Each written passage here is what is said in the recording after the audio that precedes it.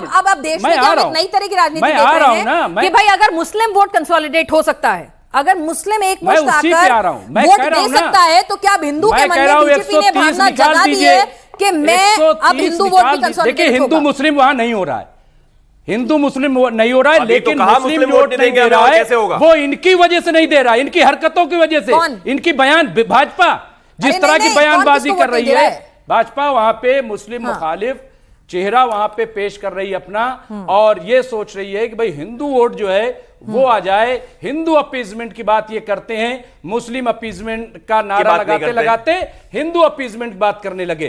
तो अगर वहां पे जो आप कह रहे हैं कि हिंदू वोट इसलिए टर्न अप हुआ है कि बीजेपी बहुत अच्छा काम करे, कुछ नहीं, ये स्टेट वर्सेस नेशन है।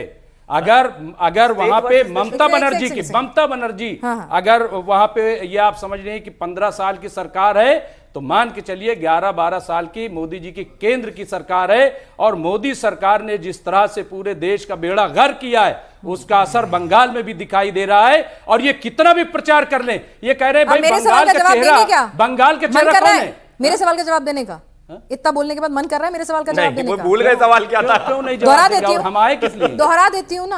आपने अपना पूरा मन से बोला, मैंने बोलने दिया, मैंने कुछ नहीं कहा। अब मेरी बारी है ना। मैंने आपसे कहा जिस तरह से मुस्लिम वोट कंसोलिडेट होता है, हम एक पैटर्न देखते हैं, स्टेट बदल जाते हैं, ठीक है, आपके वाजिब रीजन होंगे, उसमें कोई डिनाइल नहीं है। लेकिन क्या अब बीजेपी ने एक स्ट्रैटेजी बना दी कि भाई ठीक है, आप मुस्लिम लीजिए, हिंदू जाहिर सी बात है 70-30 का रेशो रहने वाला है, तो वहां पर हम लेंगे। और क्या वही मैं कह रही हूं ना, क्या जो वोटर टर्नआउट हम हिंदू बहुल, बीजेपी की तो मंशा यही है कि आप देखिए ना, हिंदू बहुल सीटों पर 90% से ज्यादा का वोटर टर्नआउट हो रहा है। पहले ऐसा नहीं होता था, पहले मुस्लिम वोटर टर्नआउट हमेशा से ज्यादा होता था, ठीक है।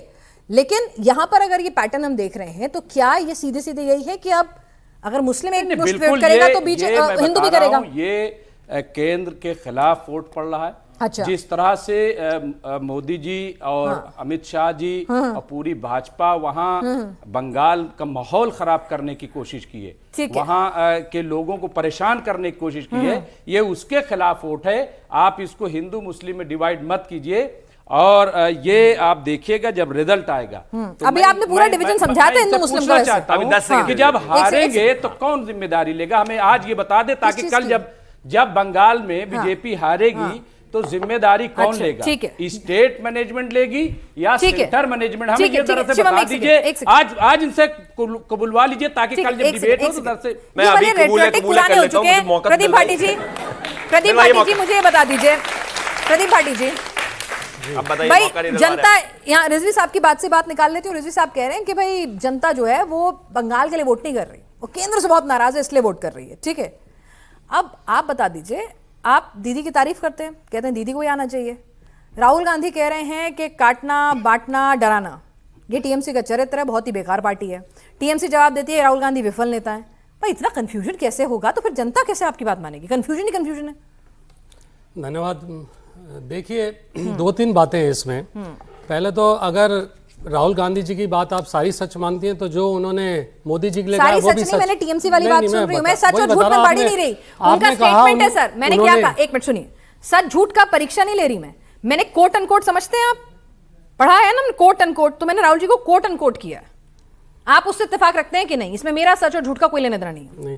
पढ़ा तो मैं खैर शायद आपसे ज्यादा हूँ। नहीं बिल्कुल होंगे, कोई दिक्कत नहीं है। फिलहाल कोट एंड कोट पढ़ा है तो बता दीजिए। हाँ, इसमें सच झूठ कहां से आ गया? फैक्ट चेक थोड़ी कर रही हूं मैं स्टेटमेंट की, उन्हीं के ट्विटर अकाउंट से उन्हीं का पोस्ट है। आपने 10 मिनट का सवाल पूछा, मैंने आप 5 मिनट का जवाब दे दीजिए। अगर मैंने 10 मिनट का पूछा, आपकी घड़ी ठीक नहीं चलती है। मैंने 10 सेकंड बोला, आपने फिर 10 मिनट का सवाल डाल दिया। अब आपके हिसाब से सवाल का जवाब मैं दूंगा नहीं, पहले आप बोल लीजिए, ठीक है। दूसरी बात, अभी बहुत सारी बात हुई, मैं जो बात पे आ रहा था कि आपने कहा कि वहां पे कांग्रेस और टीएमसी अलग अलग हैं, अलग अलग बयानबाजी हो रही है, अलग अलग लड़ रहे हैं, ये सब बातें आपने बताया और उनके डिफरेंसेस भी बताए। तो उत्तर प्रदेश, हाँ डिफरेंसेस है ना, क्योंकि आपने राहुल गांधी का बयान बताया, उन्होंने टीएमसी ने जो बोला वो डिफरेंस है, और क्या है वो? फिर आप 10 सेकंड में कूद गए, वो ये प्रॉब्लम है आपकी कि आप 10 सेकंड में फिर आ जाते हैं। ठीक है, बताइए। नहीं, ये बयानबाजी अलग अलग डिफरेंसेस नहीं है, ये एक साथ है। मैं भाजपा के स्टार प्रचारक राहुल गांधी के बारे में एक शब्द नहीं सुनूंगा। एक में त्यागी जी, सम्मान से बात कीजिए। एक में त्यागी जी, बीच में बोलने की आपकी आदत है जो, ठीक है।